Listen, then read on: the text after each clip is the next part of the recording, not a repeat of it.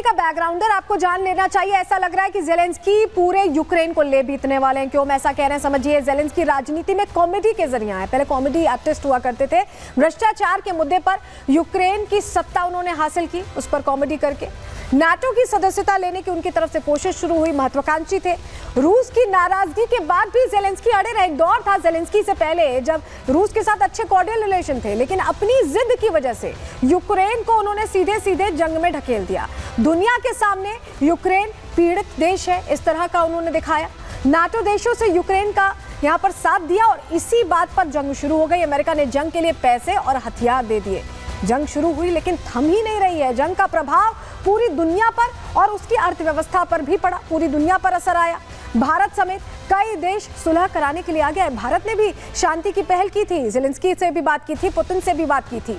Trump भी अब शांति समझौते की बात कर रहे हैं। ट्रंप भी उसी राह पर चल रहे हैं जिस राह पर प्रधानमंत्री नरेंद्र मोदी ने इस पूरे मामले का कॉन्फ्लिक्ट को हल करने के लिए कहा था। लेकिन जेलेंस्की ऐसा लग रहा है समझौता नहीं चाहते हैं। समझौते की बात से नाराज दिखाई दिए और इस कदर नाराज दिखाई दिए कि जिस देश ने उनका साथ दिया, जिस देश ने उन्हें हथियार दिया, उसी देश को उसी देश में बैठकर उन्होंने आंख दिखाई है, ट्रंप को आंख दिखाई है। और अब इसको लेकर कहीं ना कहीं रस्साकशी का माहौल है। लेकिन अब आपको बताते हैं, अमेरिका बहुत लंबे समय से बाइडेन के राज्य से मदद करता आया है और इतनी मदद करता आया है कि 3 साल तक युद्ध लड़ना यूक्रेन जैसे देश के लिए संभव हो पाया, लेकिन उसे ही आग दिखा रहे हैं। अमेरिका ने कितनी मदद अब तक की, ये जानकारी भी आपके लिए अहम हो जाती, बताते हैं आपको। देखिए, अमेरिका ने जनवरी 2022 से लेकर दिसंबर 2024 तक अमेरिका ने पूरी मदद की है।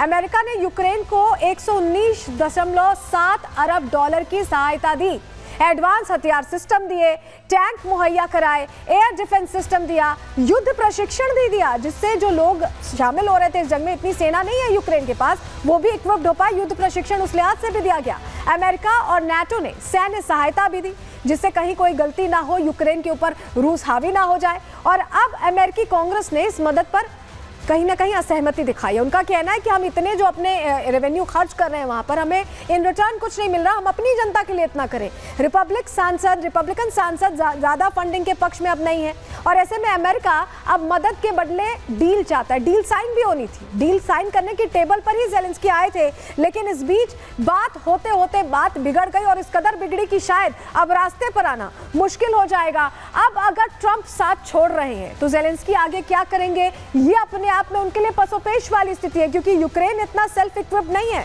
कि वो रशिया जैसे बड़े देश के खिलाफ लड़ सके, और तब जब यूक्रेन का काफी हिस्सा रशिया के कब्जे में भी है। रिपोर्ट देखिए।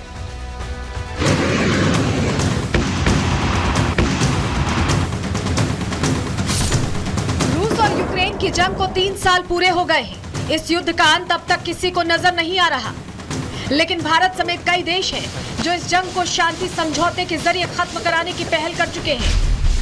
भारत की राह पर अब अमेरिका भी चल पड़ा है, क्योंकि इस जंग का सबसे ज्यादा असर अमेरिका पर ही पड़ा है। रूस के गुस्से से यूक्रेन की जनता को बचाने के लिए अमेरिका ने खुलकर पैसे और हथियार दिए, लेकिन रूस जैसे शक्तिशाली देश को हरा पाना तो दूर, उसे कमजोर भी नहीं किया जा सका। ऐसे में अमेरिका के नए राष्ट्रपति डोनाल्ड ट्रंप भी शांति के पक्षधर बन गए हैं। You don't have the cards. You're buried there. Your people are dying. Trump चाहते हैं कि जंग रुके और अब तक यूक्रेन को की गई मदद का उन्हें मुआवजा भी मिले। इसी पर बात करने के लिए यूक्रेन के राष्ट्रपति जेलेंस्की को व्हाइट हाउस बुलाया गया। दुर्लभ खनिज संसाधन समझौते पर दस्तखत करने के साथ साथ शांति का प्रस्ताव रखा गया, लेकिन व्लादिमीर जेलेंस्की का अड़ियल रवैया एक बार फिर दुनिया के सामने आ गया। जेलेंस्की पहले तो अमेरिका के उपराष्ट्रपति जेडी वेंस से उलझे और फिर सीधे डोनाल्ड ट्रंप से तू मैं करने लगे।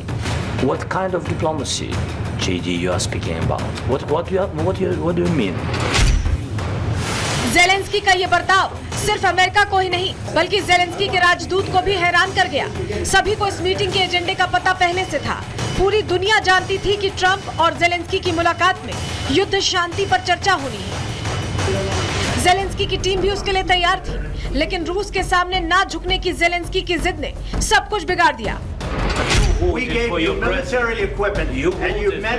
यूक्रेन के एम्बेसडर ओक्साना मार्कारोवा की ये प्रतिक्रिया अब सोशल मीडिया प्लेटफॉर्म पर जमकर वायरल हो रही है। इस बहस को देखकर यूक्रेन की राजदूत काफी निराश दिख रही हैं। वो अपना सर पकड़े हुए दिख रही हैं। शायद उन्हें समझ आ गया था कि यूक्रेन के लोगों को जंग से मुक्ति मिलने का यह अंतिम रास्ता अब बंद हो रहा है।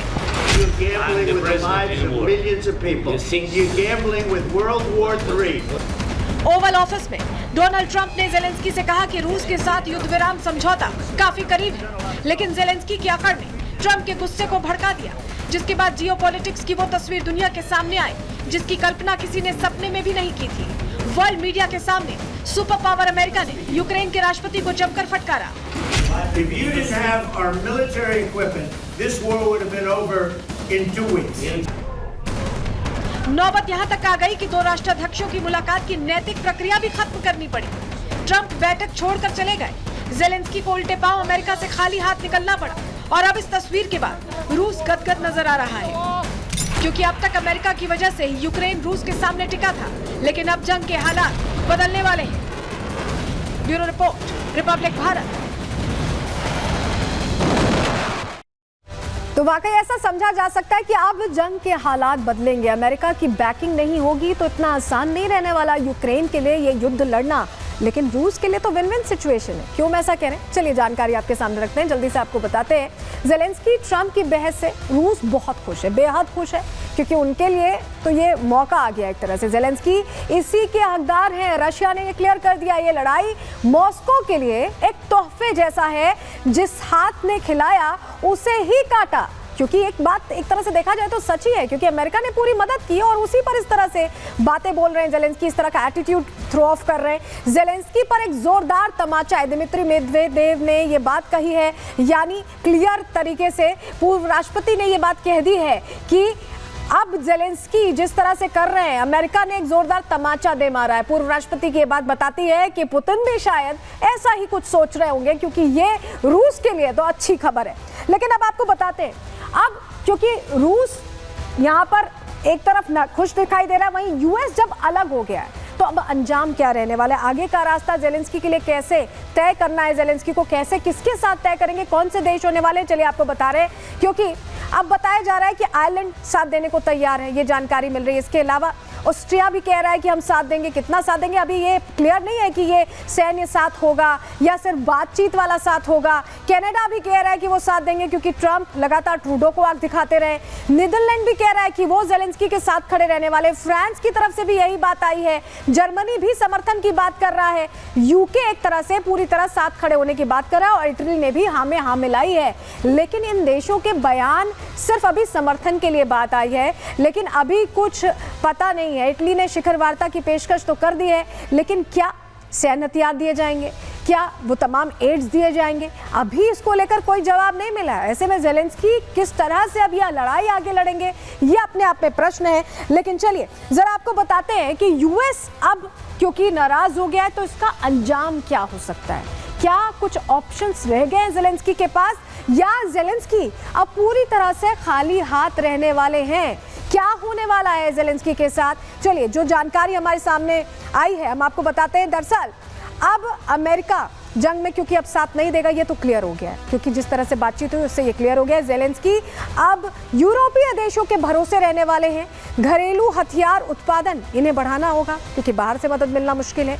जेलेंस्की को नई रणनीति अब अपनानी होगी। मदद बंद होने पर युद्ध की दिशा भी बदल सकती है, सब कुछ चेंज हो सकता है। रूस को बढ़त मिलने की अब पूरी संभावना ऐसे में दिखाई दे रही है और अगले कुछ महीने यूक्रेन के लिए निर्णायक हो सकते हैं, क्योंकि अब समझ में आएगा कि सिर्फ बातें नहीं, कौन सा देश साथ है, कौन साथ देगा, कौन साथ नहीं देगा, क्या होगा, इस पर हमारी नजर रहने वाली है। फिलहाल अमेरिका ने हाथ खड़े कर दिए और यूक्रेन अब इस जंग में पूरी तरह से अकेला है। इटली में जो शिखर वार्ता होती है उसमें क्या हल निकलता है, इस पर भी हमारी नजर आएगी। आगे